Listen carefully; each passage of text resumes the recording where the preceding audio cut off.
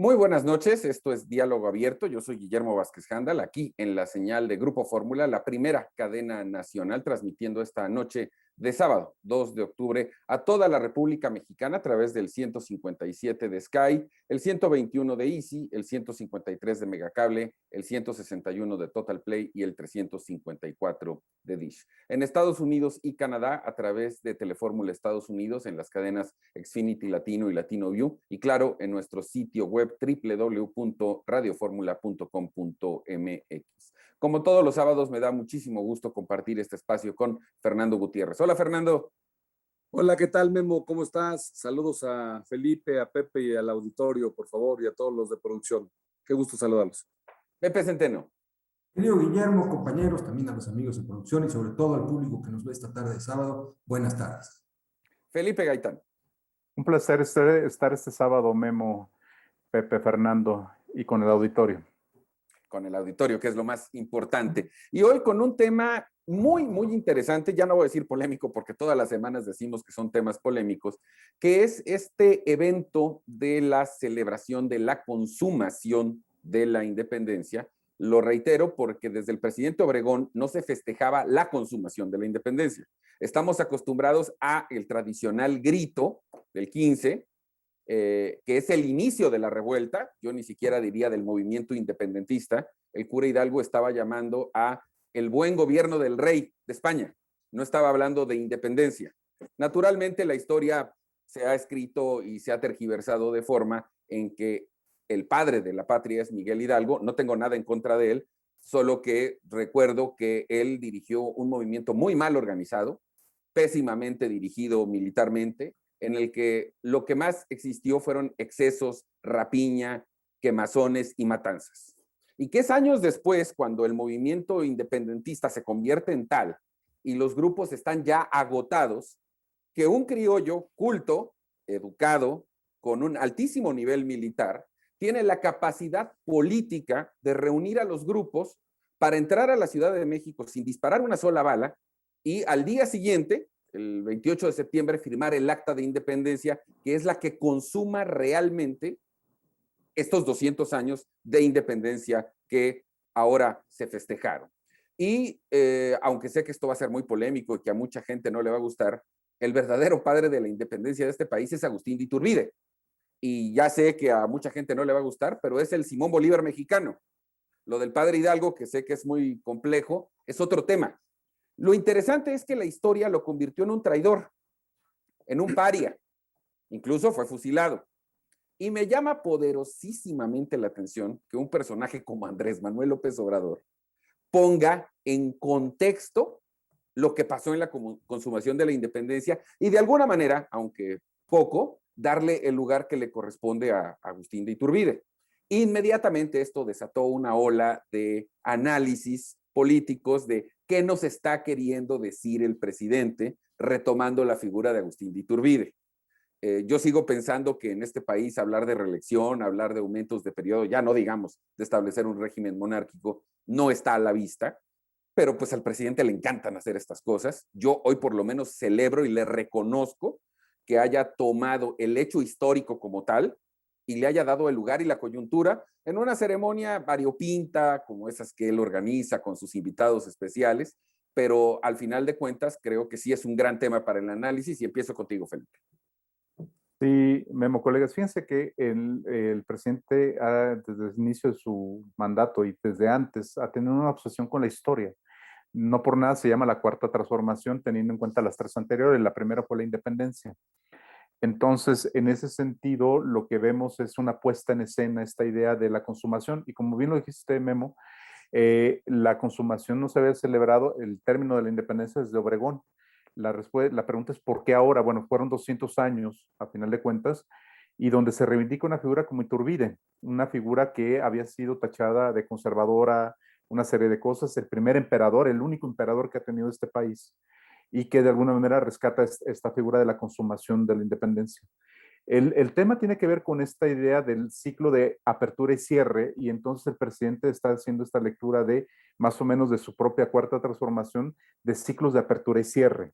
pero en este caso la figura de Iturbide no la reivindica en términos de la figura histórica del peso que tuvo, sino como la figura del cierre de una transformación.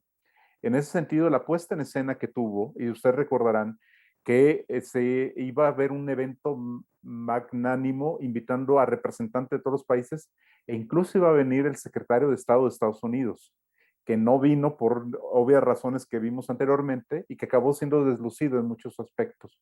Pero el presidente le da mucho a estas cuestiones simbólicas de marcar. Lo vimos con la pirámide esta de cartón que se había puesto en el Zócalo, lo vimos con el tema del grito de independencia y ahora con el tema del fin de la independencia, la firma de la independencia. Son como estos festivales escolares que intentan como ser muy pedagógicos y muy enfáticos en decir, esta es la historia que yo quiero marcar, esta es la línea que yo quiero marcar. No me quiero imaginar para el 20 de noviembre, que es el día de la Revolución Mexicana, la figura de Calles ahí puesta, pues, de alguna manera con lo que tú estabas diciendo. Pero el presidente juega mucho con esta parte simbólica, marcando una lectura de la historia de acuerdo a su perspectiva y la está asumiendo como una perspectiva de Estado, que hay que tener cuidado con eso. Entonces, Agustín de Iturbide es como el ciclo, el cierre del ciclo de la independencia que le toca a él. Y vean, si no, la antítesis, a Calderón le tocó la celebración de los 200 años del inicio de la independencia y a López Obrador el cierre. Entonces, ahí están las antítesis. Pero más allá del contexto histórico, que podríamos debatir horas y horas de eso, y de la figura de Iturbide y de Hidalgo y de Morelos, el presidente no hace nada de gratis.